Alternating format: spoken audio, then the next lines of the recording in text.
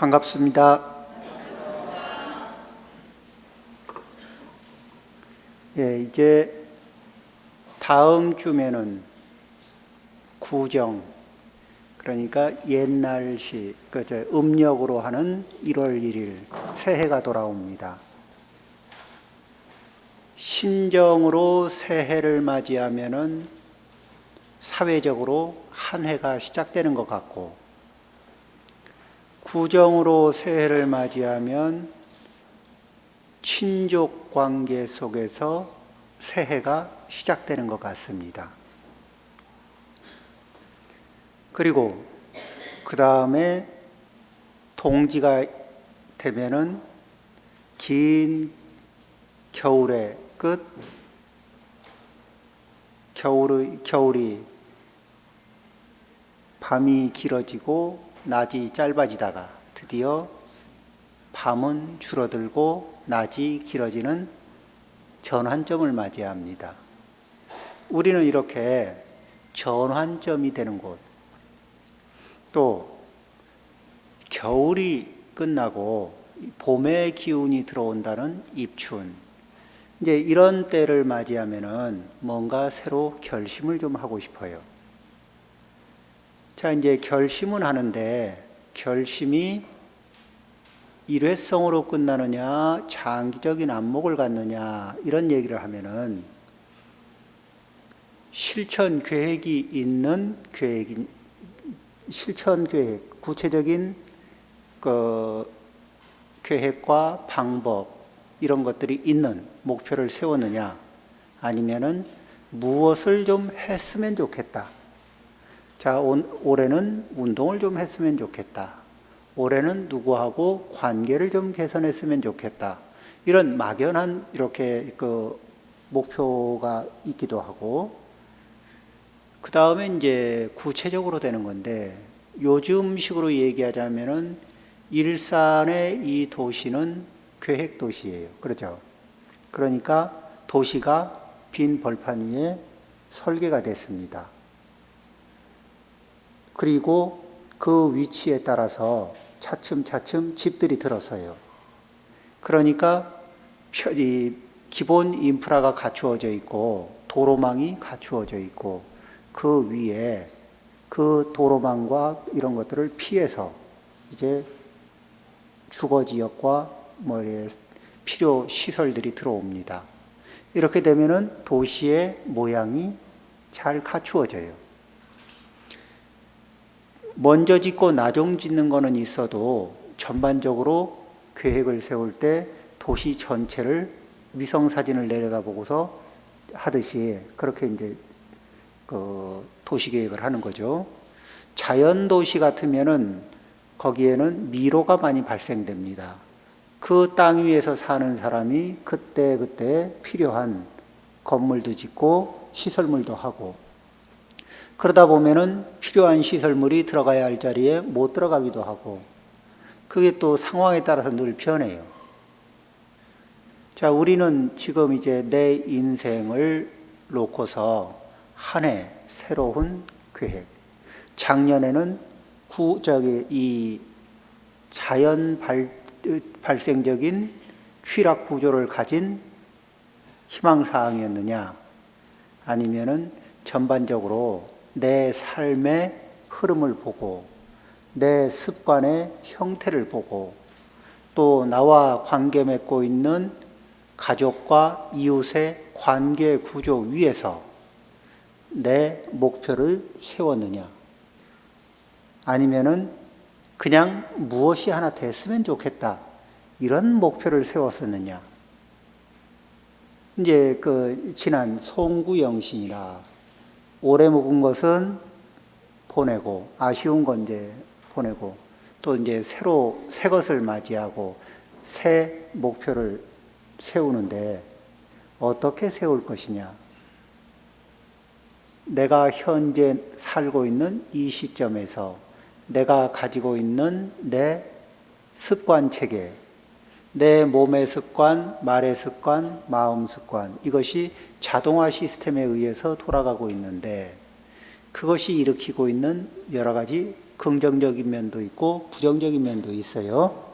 이런 것들을 감안하면서 또 1년 12달을 놓고 나와 함께 살고 있는 가족을 염두에 두고 또 늘 접촉하고 사는 회사, 직장, 아니면 지역사회 이 구조 위에서 구체적으로 목표를 세울 것이냐, 계략적인 목표를 세울 것이냐. 자, 이제 이렇게 해보면은 성공률이 계략적으로 대충 이렇게 세웠다가는 삶의 환경에서 이런 일이 생기고 저런 일이 생기고 몇 가지만 생기면 어떻게 돼요? 다음 기회에. 요번에 세운 목표는 다음 기회에. 혹시 기회가 되면. 자, 이렇게 넘어갑니다. 그러니까 우리가 부처님법에서 원력을 갖는다 이런 얘기가 막연하게 희망사항 하나를 갖는다 이것이 아니고 목표를 설정하고 목표는 현재 내가 살고 있는 내 삶의 환경, 나의 상태와 내가 살고 있는 환경 이것을 감안하고 그러면은 내 삶의 현재가 목표에 도달하는데 협조를 하느냐 방해를 하느냐. 협조보다는 방해할 수 있는 요인들이 제법 여러 가지가 있어요. 그 방해 요인들을 넘어가는 이론과 방법들이 좀 있어야 되거든. 그러죠? 그런 이론과 방법을 구체적으로 했을 때 우리는 새해를 맞이하면서 또 그 새해를 전해보다 조금 더 보람있게 그렇게 또 알차게 그렇게 살아갈 수 있는 준비를 하는 겁니다. 우리의 삶에서 보면은 부처님법은 괴로움을 줄이고 행복을 늘리는 일, 어리석음을 줄이고 지혜를 늘리는 일인데 우리는 현재 놓여진 우리의 삶에서 달콤함은 피할 수가 없어요. 이 워낙 달콤함이 적기 때문에 나에게 다가온 달콤함을 기회가 왔을 때 포기하는 건 참 어려운데 이 달콤함이라는 것들이 대개 어디에 묻어 있냐 하면은 칼날의 끝에 이렇게 이 달콤함이 묻어 있거든요. 그러면 칼날에 있는 이 꿀을 이렇게 핥아 먹기가 그렇게 위험하냐 그러면 칼날인 줄 알고 알아차리고 있을 때는 조심들 해요. 그래서 잘 안 다쳐. 그런데 칼날 끝에 꿀을 한 번 성공적으로 잘 먹고 2번 성공적으로 잘 먹고 10번쯤 성공적으로 잘 먹고 나면은 칼날이 대수롭게 보이지 않아요. 그냥 그래. 꿀이 묻어있는 막대 비슷한 느낌이 들 때가 있어요. 그때쯤 되면 혀를 다치기에 딱 좋은 때예요. 그러죠? 위험한 것도 익숙해지면은 담담해져요. 자, 이제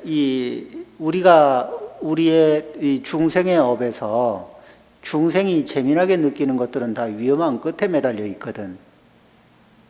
그런데 위험한 끝에 매달려 있는데 삶을 바라볼 때 1년을 목표로 바라보고 2년을 목표로 바라보고 5년을 목표로 바라보고 10년을 목표로 바라보고 20년, 30년을 목표로 이렇게 바라보면서 이러한 전체적인 조망 위에서 자기 인생을 바라보면은 현재의 달콤한 꿀이 유혹하는 것이 위치가 어디 있는지 알 수가 있어요.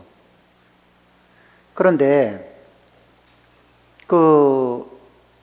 단기 목표와 장기 목표가 서로 이렇게 1년, 2년짜리 목표와 5년, 10년짜리 목표가 일치하지 않는 상태에서 서로 이렇게 연결이 안 되는 상태에서 현재 달콤한 꿀을 만나면 어떻게 되느냐? 그걸 따라가게 돼 있어요. 이제 이 세상에는 유명한 사람들도 그 당시가 주는 꿀을 먹다가 그 다음에 나중에 그 꿀이 장애가 될 때쯤 돼서 물어봐요. 왜 먹었냐? 그러면은 그 꿀인 줄 몰랐는데요. 사실은 그럴 줄 몰랐죠. 혀가 베일 줄은 몰랐던 거예요. 유명한 사람들도 그렇고, 그 다음에 이제 우리가 현재 이 부모님과 자식이 많은 갈등도 합니다. 그런데 산업사회가 발달을 하고 사회가 이렇게 바빠지다 보면은 이 사회가 발달하고 우리가 휴대폰도 쓰고 자동차도 쓴다는 얘기는 부모님이 자식을 돌볼 시간이 적어진다는 얘기예요. 왜? 이 사회 구조는 어머니들도 일을 하게끔 만드는 세상이거든. 자, 그런데 이제 할머니들이 돼서 손자들을 봐주면 내가 친손자를 보면은 더 잘 봐줄 수 있을 것 같다. 이런 생각도 들거든요. 그런데 아이들 입장은 어떠냐 그러면은 애기들은 누가 뭐라 그래도 어머니 품이 아니면은 불안을 느껴요. 친할머니라도. 그거는 이렇게 실제로 이렇게 양육을 해보신 분들은 아시잖아요. 서운하잖아요. 친손자라서 정성스럽게 해줬는데도 지 어미보다 할매를 우습게 알아. 그리고 덜 편하게 생각해. 실제 어머니하고 잠시 떨어져 있고 친할머니를 따라서 이렇게 할머니가 좋으니까 할머니를 따라 나섰는데 어머니가 주변에 없다는 걸 확인한 아이가 눈물을 펑펑 쏟는 걸 봤어요. 할머니의 애정으로도 그 아이의 불안감, 어머니가 없다는 사실을 확인했을 때 그 아이가 불안해하고 무서워하는 상황을 친할머니도 어떻게 메워줄 수가 없어요. 그런데 우리는 지금 그 아이들에게 무엇으로 메워주냐면은 어린이집으로 메워주고 있거든. 어린이집이 나쁘다는 문제가 아니고 어린이집마저 없으면 아이들을 누가 돌봐주겠어요. 요즘 같은 이런 사회 구조에서. 그러긴 한데 아이들은 부모님들이 친부모님도 할머니도 할아버지도 아이들이 어린이집에 있는 사이에 친할머니 품에서도 어머니의 부재는 두렵고 불안한 상황인데 친할머니도 아니고 또 전문 교육을 받긴 했지만은 이 남인 선생님들이에요. 그분들이 아무리 정성스럽게 해줘도 감정적인 공백은 어떻게 해볼 수가 없어요. 그러면은 거기에 맡기지 말라는 얘기가 아니고 또 안 맡기고 살 수는 없잖아요. 그러면은 아이하고 떨어져 있다가 만났을 때 우선이 뭐냐면은 아이가 하루 종일 느꼈을 감정적인 공백을 메워주기 위해서 아이들을 충분히 안아주고 충분히 이렇게 이 긴장됐던 감정이 풀릴 때까지 대략 한 30분 정도 걸려요. 그런데 이제 어머니들한테 물어봤어요. 직장에서 퇴근하면서 아이를 찾아서 아이가 눈앞에 있으니까 아이는 안심하겠지. 이렇게 생각하고, 그 다음에 이제 뭐냐면 옷도 갈아입고, 화장도 지우고, 이제 여러 가지 한대요. 그런데 그 사이에 뭐냐면 아이는 하루 종일 비어있던 감정의 공백을 좀 메워달라고 계속 칭얼대고 요구하는 거예요. 그러니까 어머니는 좀 불편해도 한 30분 정도는 모든 일정을 미루고 아이하고 눈을 좀 맞추고 아이를 안고 이렇게 지내야 되거든. 근데 그 시간을 안 해주면은 아이가 심리적으로 그 불안이 계속 매일매일 누적된 상태에서 자라요. 자, 이제 이런 얘기를 왜 하느냐. 명절 끝이 되면은 명절이 돼서 이렇게 가족이 만나는데 예전 같지 않더라. 이런 말들을 이제 하시는 분들이 있거든요. 가족이 어려서부터 친밀하게 이 불안한 마음 그리고 이런 것들이 어머니 품속에서 가족의 품속에서 따뜻하게 그 두려움과 불안이 씻기고 안정된 정서를 얻고 그렇게 되면은 가족을 만난다는 문제는 여전히 뭐냐면은 아주 여행 끝에 자기 집에 돌아가는 것 같은 그런 아늑한 느낌이 될 거예요. 그런데 감정적인 유대가 견실하지 못하면은 만나면은 간단한 인사 끝에 간단한 반가움 뒤에는 이해타산이 따르게 돼요.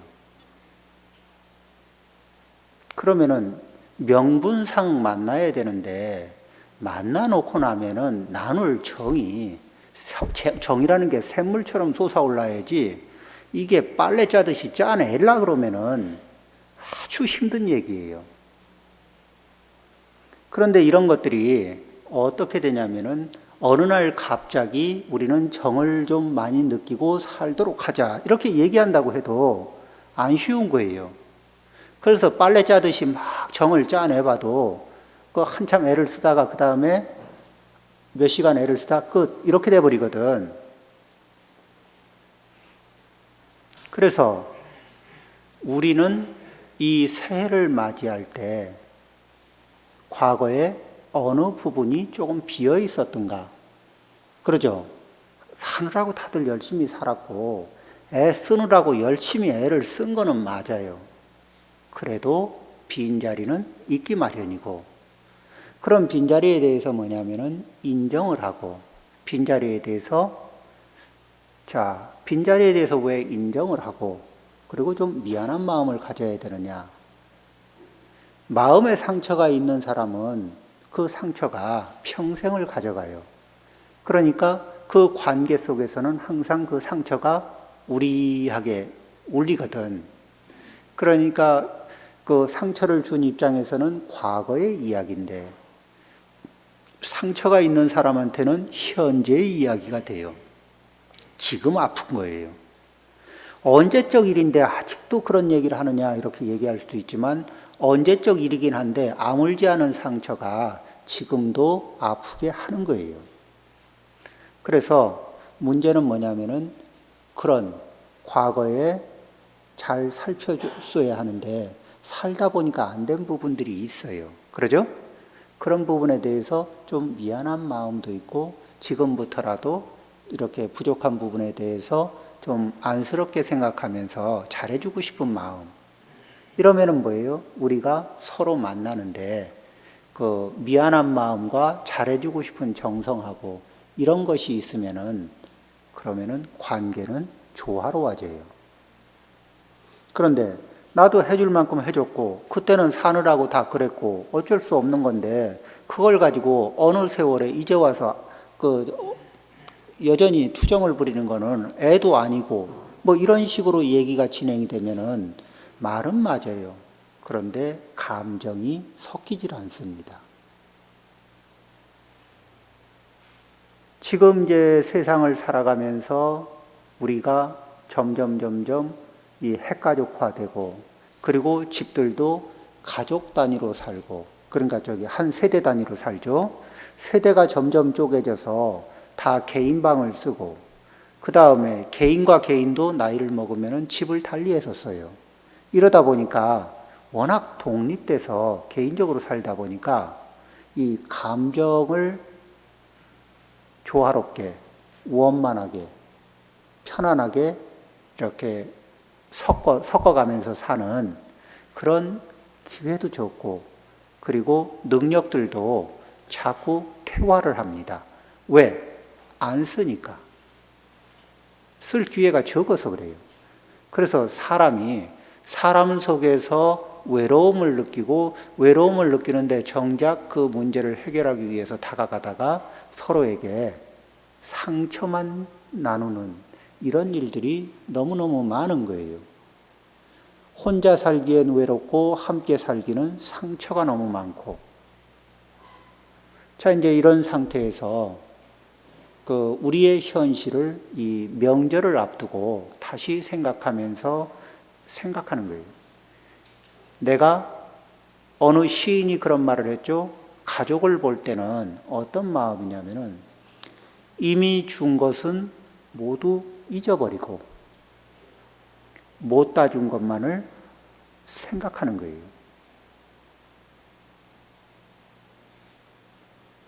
내가 어떻게 해줬는데 이거 다 잊어버리고, 그래도 그때 이런저런 것을 좀 더 잘 챙겼어야 되는데 아쉽다. 미안하다. 그러죠? 지금부터라도 할 수 있는 게 있으면 하고 싶다. 이런 마음을 가지면은 서로가, 한 사람만이 그러면은 힘이 들어서 아무것도 안 돼요. 조화, 화해, 화목, 이런 이야기들은 쌍방이 노력한다는 얘기지 어느 누구한테 책임을 떠넘기는 건 아니거든요. 함께 노력하고 함께 만들어 가는데, 그런데 그 다음에 뭐냐면은 불뚝불뚝 올라오는 과거의 기억이 있어요. 그리고 그 기억만 끄집어 올리면은 가족 모임은 절단이 납니다. 그런 거 있죠. 그거를 가족이 모이고 나서가 아니라 요번에는 내가 요 말은 꼭 해야 되겠어. 이런 것들이 있거든요. 제발 꼭 해야 되겠어 하는 말을 좀 정리를 좀 하셔야 돼요. 왜냐하면 그것만 테이블 위에 올려놓으면은, 그것만 꺼내놓으면은 그 다음에 이제 절단이 나는 거예요. 그래서 이 가족들을 만날 때 목표를 좀 세웁니다. 하루, 보통은 요즘 오래 안 만나죠? 하루 중에서도 한나절, 아니면 길어봐야 하루잖아요. 하루를 잘 보내는 거예요. 하루를 잘 보내는 건데, 그러기 위해서 이렇게 하루를 잘 보내기를 목표로 삼고, 그 다음에 왜 여행을 가면 여행 스케줄이라는 게 있잖아요.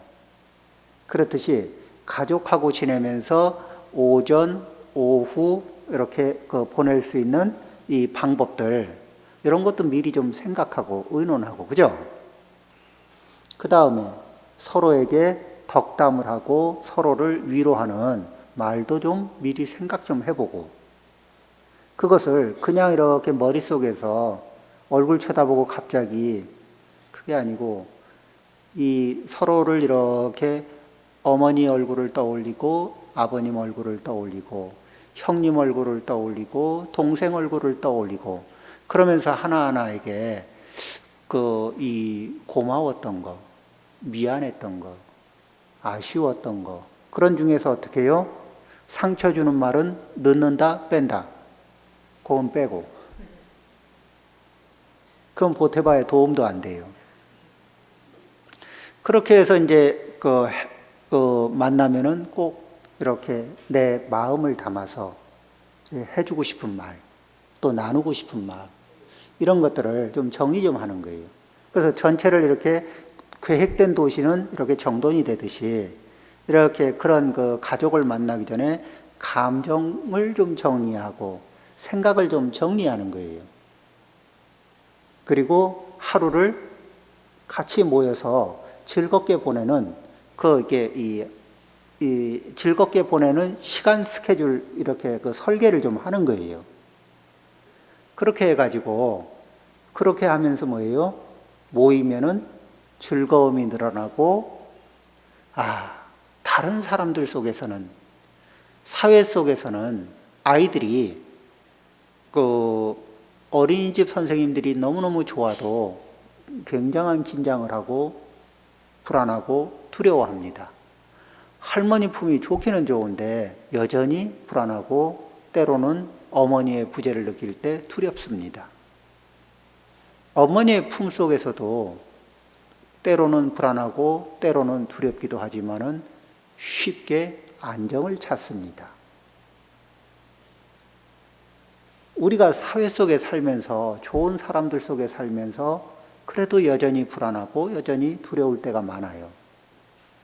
그럴 때 친족과 같이 모여서 거기에서 여전히 쉽진 않지만은 그래도 두려움도 불안도 좀 내려놓고 그리고 계산도 좀 내려놓고 그리고 부담 없이 따뜻한 정을 좀 나누는 그런 목표를 갖는 새해를 맞이하면서 준비를 하지 않고 닥쳐서 하다 보면은 닥쳐서 잘 지내려고 하는데 꺼내놓을 프로그램이 아무것도 없어요.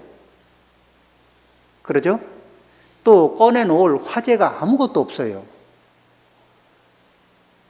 그러면은 어떻게 되죠? 반가운 마음 가시고 밥 한 그릇 먹고 나면은 맹숭맹숭해요. 그래서 그 말이라도 조금 더 하려고 하다 보면은 묵은 일 꺼내가지고 이 묵었던 일, 정리 안 된 감정에서 따라 나오는 얘기들이 원망하는 얘기들이 나올 수가 있거든. 그러죠? 그러고는 일이 엉키고 나면은 아닌데 이러려고 했던 건 아닌데 이런 아쉬움이 따라요. 자, 이게 매년 이렇게 그 다음에 뭐냐면은 가족이 함께 모이면은 나는 내 입장에서 내 형편 안에서 최대한 돕자. 여럿이 생기면 여럿의 일이 생겨요. 자, 여기에 이제 비가 옵니다. 한 50mm 정도 비가 오면 평균 5cm죠. 자, 100mm 비면은 평균 10cm거든요. 평균 10cm의 비는 평균으로 치면은 별로 많지가 않아요. 그런데 평균 10cm 내린 비가 한 곳으로 몰리면은 그러면은 그 지역은 물바다가 되는 겁니다. 여럿이 모이면 여럿이 만들어 놓은 여럿의 일감이라는 게 있는 거예요. 그러죠? 그런데 그게 어느 한쪽으로 편중돼서 흘러버리면은 그 하중을 받는 사람은 명절이 지옥절이 됩니다.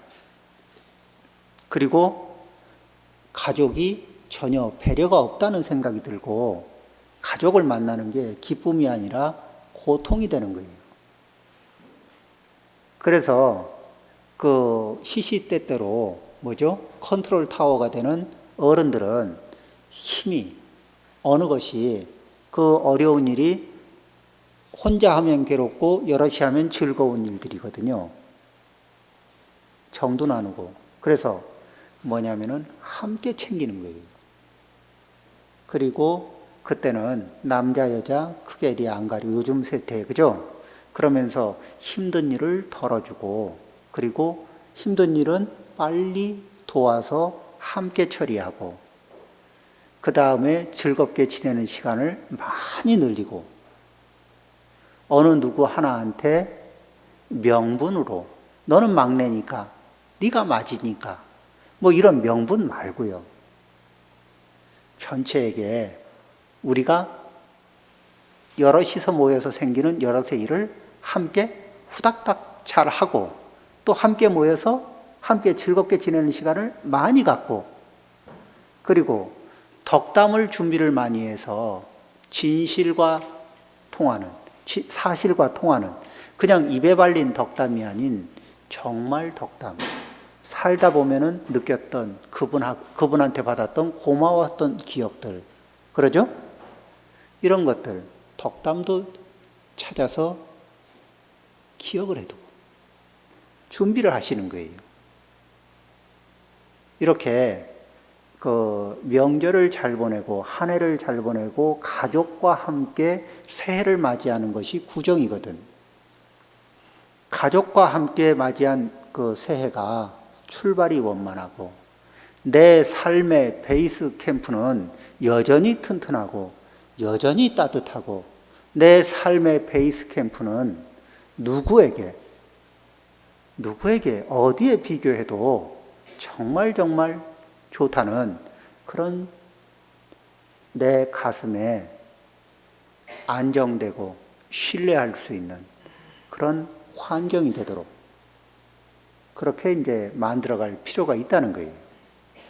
그러기 위해서도 그냥 명절이 오면 차례상 준비하고 맞이하고, 그리고 아는 얼굴 만나니까 그냥 대면 이렇게 준비가 없이는, 그러다가는 습관적인 반복에 의해서 원하지 않는 결과를, 그래 조금만 좀 노력하시고 조금만 더 준비하시는 거예요. 자, 여기 일산에 살잖아요. 계획도시 속에서 살아보잖아요. 인프라가 준비가 돼 있잖아요. 어디에다 집을 지으려고 해도 도시가스가 연결돼 있고, 어디에다 뭐를 하려고 해도 상수도 하수도가 연결이 돼 있잖아요. 그러죠? 그렇듯이 가족들이 모였을 때 준비되는 인프라, 그러죠? 밑에 그런 가족들이 원만하게 지낼 수 있는 그런 밑바탕의 인프라를 서로 이렇게 갖추는 거예요. 그런 상태에서 만나는 거거든. 그런 것들을 어른들이 준비해도 좋고, 중간에서 준비해도 좋고, 아래에서 준비해도 좋아요. 그런데 우리는 부처님의 제자, 부처님의 제자는 항상 무엇을 생각한다? 혼자 있어도, 사람이 모이는 곳에도, 가족이 모이는 곳에도 항상 이렇게 방향을 설정합니다. 괴로움의 양을 줄이고 행복의 양을 늘린다. 어리석음의 양을 줄이고 지혜의 양을 늘린다. 그리고 상대의 가족이 함께 모였을 때 편안하게 가족의 존재감을 키워준다. 다른 데 가서 자기 끝발 한번 재보려는데 어디 가서 이 세상이 끝발 한번 재게 도와주질 않아요. 쉽지가 않습니다. 그러죠? 그렇지만 가족들은 서로가 서로에게, 그래, 당신이 그래도 우리한테는 당신의 존재가 우리한테는 너무나 소중하다. 이런 충분하게 가족 사이에서 존재감을 좀 느낄 수 있도록, 그거 뭐 당신이 뭐 이래가지고 왜 이래 우리가 딱 준비를 안 하고 생각을 못 하면은 상대의 존재감을 깎는 버릇이 있어요. 그러죠? 윗사람은 아랫사람의 존재감을 키워주고, 아랫사람은 윗사람의 존재감을 키워줍니다. 사회에서는 존재감을 요구하면서 상대에게 나의 존재감을 인정해라, 이렇게 뭐냐면 복종을 시키려고 그러거든. 그러면은 싫어도 하는 게 복종이에요. 그런데 가족 속에서 순종을 해보는 거예요. 순종이란 자기가 좋아서 해보는 거예요. 자, 사람한테 맞추는데 싫어도 맞추는 거는 복종, 좋아서 맞추는 거는 순종. 자, 내가 좋아서 맞출 때는 행복이 누구한테 있어요? 나한테 있어요. 나한테 발생됩니다. 싫은데 맞춰야 되면은 행복이 늘어나요? 고통이 늘어나요? 고통이 많이 늘어나는 거예요. 자, 이 새해를 시작하면서 사회에서 충분히 받지 못했던 존재감, 가족과 시작하는 구정, 새해에는 가족과 가족이 서로가 서로에게 존재감을 충분히 인정받을 수 있고, 그리고 충분히 사랑받고 충분히 배려를 받는, 그리고 함께 모인 가족은 혼자 있는 것보다 훨씬 편안하고 즐겁더라, 이런 좋은 추억으로 한 해를 시작할 수 있는 우리 열애사 불자님들이 되기를 발언합니다.